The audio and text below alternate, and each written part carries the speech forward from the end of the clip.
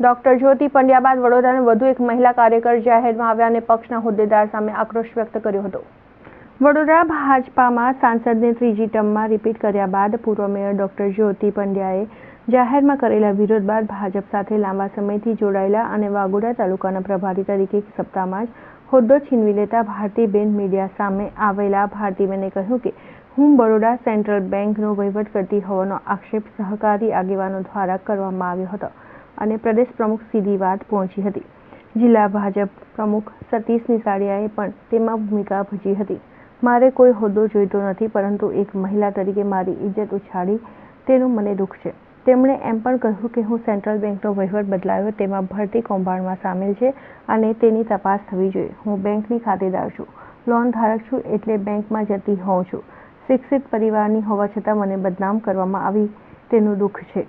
જિલ્લાનો એક વ્યક્તિ જાણે છે કે આ ભરતી માટે આ સત્તા પરિવર્તન કરવામાં આવ્યું છે।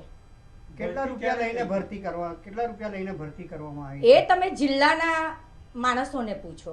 મારા ખ્યાલથી સત્તા પરિવર્તન થયું અને નવા ચેરમેન આવ્યા પછી ભરતીની પ્રક્રિયા કઈ સાલ આઈ થિંક 2023ની જ વાત છે।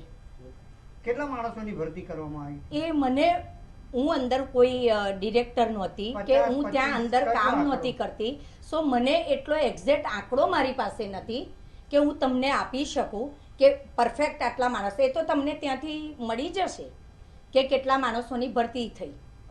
પ્રોસિજર થઈ ગઈ હતી, પણ પૂર્વ પ્રમુખ જાય આ ભાઈના હાથમાં સત્તા આવે તો એ કરી શકે એ આખો જિલ્લાનો એક માણસ જાણે છે। એક માણસ જાણે છે। અને મને બીજું એક કહેવું છે કે પૂર્વ જિલ્લા પ્રમુખ અશ્વિનભાઈ કોયલી હતા, હું એમને એક કે બે વાર મળી છું કઈ જાહેર સ્થળોમાં, પાર્ટીના કાર્યક્રમોમાં। સજ્જન માણસ હતા, સારું કામ કરતા હતા। કેમ એમનું રાજીનામું લેવામાં આવ્યું? કોઈને કારણ મળ્યું જાણવા? જિલ્લાનો એક માણસ જાણે છે, કોઈ બોલી નથી શકતું, કોઈ બોલ્યું નહીં।